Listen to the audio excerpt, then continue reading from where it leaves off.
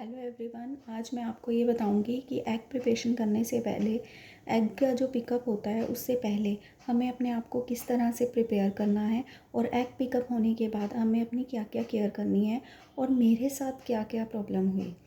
क्योंकि मैं जो है आईवीएफ में अपनी जो है स्टोरी के बारे में बता रही हूँ आपको कि मेरे साथ क्या क्या प्रॉब्लम्स आई। तो आईवीएफ में क्या क्या 100% सक्सेस भी, जो हमारे को 100% सक्सेस मिलती है तो वो किस तरीके से 100% सक्सेस मिल सकती है। तो मैं आपको ये बताऊंगी कि सबसे पहले प्रिपेयर होने से पहले डॉक्टर जो है वो आपको कुछ मेडिसिन्स देते हैं और सबसे ज़्यादा जो इसमें रोल होता है वो एग बनाने का और एग के जो है रप्चर होने के लिए कुछ मेडिसिन्स दी जाती है, कुछ इंजेक्शन्स दिए जाते हैं और वो इंजेक्शन्स की बिल्कुल टाइमिंग होती है। उस टाइमिंग के अकॉर्डिंग ही हमें वो इंजेक्शन्स लेने होते हैं, ठीक है। तो वो जो इंजेक्शन्स होते हैं उनमें क्या होता है कि वो इंजेक्शन जो है वो बर्फ़ के अंदर रखे जाते हैं। उसको बर्फ़ का एक पैकेट दे दिया जाता है, उसके ऊपर रखे जाते हैं। उसे फ्रीज़र में नहीं रखना होता, बिल्कुल फ्रीज़र में नहीं रखना होता, फ्रीज़र से नीचे जो बॉक्सेस होते हैं उसमें रखना होता है। तो वो जो इंजेक्शन्स का रोल बहुत ज़्यादा होता है, उनका टाइमिंग बहुत ज़्यादा होता है, क्योंकि जब हमें एग पिकअप के टाइम पहुंचना होता है, सबसे पहले तो एग पिकअप से पहले हमें क्या ध्यान रखना है कि वो डॉक्टर हमें ये बोलते हैं कि कुछ भी खाना नहीं है, कुछ भी जो है कुछ भी ऐसी चीज़ हमें नहीं लेनी है। क्योंकि रात को मिडनाइट के बाद उससे अगले दिन तक जब हमारा एग पिकअप होना होता है उससे पहले और उसके बाद भी काफ़ी देर तक हमें कुछ भी खाना पीना नहीं होता है। डॉक्टर ये बताते हैं कि कुछ भी खाना नहीं है, लेकिन हमें कुछ भी पीना भी नहीं है। हमें कोई लिक्विड चीज़ नहीं लेनी है, कोई भी मिल्क नहीं लेना है, पानी नहीं लेना है, जूस नहीं लेना है, हमें किसी भी तरह का कोई लिक्विड चीज़ नहीं लेनी है। तो हमें इस सबसे पहले प्रिपेयर तो ये रहना है। उससे उससे पहले जो हमारे को एक दो मेडिसिन्स भी बताई जाती हैं, वो मेडिसिन लेनी ज़रूरी होती हैं। वो मेडिसिन डॉक्टर बोलते हैं कि ये लेकर आना आप। और उसके बाद जो है उसके बाद हमें ध्यान रखना होता है कि जो उससे पहले जो इंजेक्शन लगाया जाता है, उससे 2 दिन पहले या 1 दिन पहले इंजेक्शन लगाया जाता है, वो इंजेक्शन जो है हमें टाइम पर लगाना होता है। उसकी जो है टाइमिंग होती है, वो डॉक्टर जो है हमें बता देते हैं कि इस टाइम पर हमें इंजेक्शन लगाना है, तो उसके इतने घंटे बाद हमें डॉक्टर के पास पहुंचना होता है। तो वो जो टाइमिंग होती है उसका ध्यान रखना बहुत ज़रूरी है, क्योंकि अगर हम टाइम पर ध्यान नहीं देंगे तो वो एग जो है वो पहले ही रप्चर हो जाएंगे पिकअप होने से पहले, और डॉक्टर को एक भी एग जो है वो नहीं मिलेगा। तो इसीलिए हमें इसका बहुत ज़्यादा ध्यान रखना है, क्योंकि जो हमारे इंजेक्शन्स होते हैं वो बहुत कॉस्टली होते हैं। हमारा जो प्रोसीजर होता है वो बहुत ज़्यादा जो है कॉस्टली होता है इसका, एग रप्चर होने से पहले का। तो एग रप्चर होने से पहले जो इंजेक्शन दिए जाते हैं वो डॉक्टर के निकालने से पहले ही वो रप्चर हो जाएंगे और डॉक्टर को एक भी जो है एग नहीं मिलेगा। तो इसीलिए हमें वो टाइम का बहुत ज़्यादा ध्यान रखना है। हमें टाइम से हाफ़ एन आवर पहले ही पहुंचना है और कुछ भी खाना पीना नहीं है, खाना भी नहीं है और पीना भी नहीं है। इस बात का हमें बिल्कुल ध्यान रखना है। उसके बाद जो है जब हम वहाँ पर पहुँच जाएंगे तो हमें जो है कुछ मेडिसिन्स दी जाती हैं, जिसमें हमें एलर्जिक टेस्ट वगैरह हमारा होता है। और हमारी जो ब्लड रिपोर्ट होती है, ब्लड रिपोर्ट बिल्कुल करंट की रिपोर्ट होनी चाहिए, पुरानी रिपोर्ट नहीं होनी चाहिए।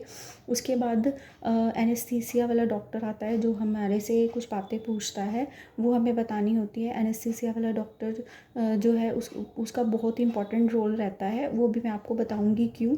हाँ, क्योंकि मेरे साथ ये प्रॉब्लम हो चुकी है। तो फिर उसके बाद जो है एनेस्थीसिया वगैरह देने के उसके बाद इंजेक्शन वगैरह देने के बाद हमें ऑपरेशन थिएटर के अंदर लेकर चले जाते हैं। तो हमारे पर एक बैक में इंजेक्शन लगाया जाता है जो कि एनेस्थीसिया का इंजेक्शन होता है। वो एनेस्थीसिया का इंजेक्शन लगने के बाद हमारा एग पिकअप होता है। जितने भी एग अंदर तैयार हुए होते हैं वो निकाल लिए जाते हैं, और कुछ ये 20 मिनट या आधे घंटे का प्रोसीजर होता है, हाफ़ एन आवर का प्रोसीजर होता है। उसके बाद जो है क्या होता है कि जब हमारा एग निकाल लिए जाते हैं, पिकअप हो जाते हैं, तो फिर वो हमें डिस्चार्ज रूम में ले जाते हैं। तो जिस रूम में हमें लेकर जाते हैं वहाँ पर हमें सबसे पहले जो मैंने ये मिस्टेक की क्योंकि मुझे डॉक्टर ने बोला था कि मुझे बिल्कुल भी अपने सिर को जो है लेटे रहना है, बिल्कुल भी उठाना नहीं है। तो मैंने बिल्कुल इस बात को ध्यान नहीं दिया। मैंने कुछ टाइम तो रेस्ट किया, लेकिन उसके बाद मैंने 2 घंटे के बाद अपने सिर को जो है उठा लिया था। उठाने से जो एनेस्थीसिया है वो मेरे बैक से होकर सिर में प्रॉब्लम की वजह से चला गया था और जिससे मुझे 5 दिन तक बहुत ज़्यादा प्रॉब्लम हुई। मुझे बिल्कुल भी, मैं उठ नहीं पा रही थी, मेरे सिर में बहुत ज़्यादा पेन था, मुझे कुछ भी खाना पीना कुछ भी अच्छा नहीं लग रहा था और मुझे वॉमिटिंग्स हो रही थी। इसीलिए आपको इस बात का बहुत ध्यान रखना है आफ्टर पिकअप कि आपको जो है बिल्कुल रेस्ट लेना है। 24 घंटे का, 24 आवर्स का टोटली आपको रेस्ट लेना है। उससे पहले भी आपको जो है, उससे पहले भी मैंने आपको बताया कि किस तरह से प्रिपेयर होना है। कुछ भी खाना पीना नहीं है और इंजेक्शन का पूरा ध्यान रखना है, हमें टाइम से पहले पहुंचना है। और उसके बाद जो है, जब हम वहाँ पर हमारा जो है एग पिकअप हो जाता है, उसके बाद जो एनेस्थीसिया हमें दिया हुआ होता है, उसके लिए हमें वो बोलते हैं कि बिल्कुल भी सिर को अपने ऊपर उठाना नहीं है। जिस भी गाड़ी में आप जा रहे हैं उसमें भी आपको लेट कर ही जाना है। जितना भी आपका हॉस्पिटल से और घर का डिस्टेंस है, उसमें आपको, गाड़ी में आप जाओगे तो उस गाड़ी में भी आपको लेट कर ही जाना है, बिल्कुल भी बैठना नहीं है।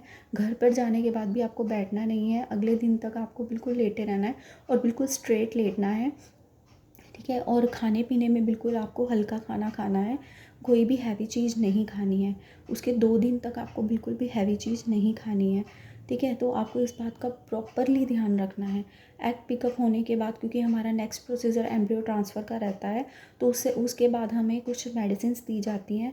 उस मेडिसिन्स को भी हमें पूरी तरह से ध्यान से अच्छे से खाना है, ध्यान रखना है अपने जो है, क्योंकि हमें काफ़ी इंजेक्शन लग चुके होते हैं। अब नेक्स्ट प्रोसीजर हमारा एम्ब्रियो ट्रांसफ़र का होता है, जो हमारा लास्ट प्रोसीजर होता है, उसकी तरफ हमें पूरा ध्यान देना है। तो मैंने आपको यही बताना था, मैंने आपको इसी के बारे में बताना था कि एग पिकअप से पहले हमें किस तरह से प्रिपेयर रहना है और एग पिकअप के बाद हमें क्या ध्यान रखना है। तो इसके बारे में अभी नेक्स्ट वीडियोस में मैं आपको बताऊंगी कि एम्ब्रियो ट्रांसफ़र के बाद किस तरह से ध्यान रखना है और 100% अगर IVF में आप सक्सेस चाहते हैं तो हमें किस तरह से ध्यान रखना है, ठीक है।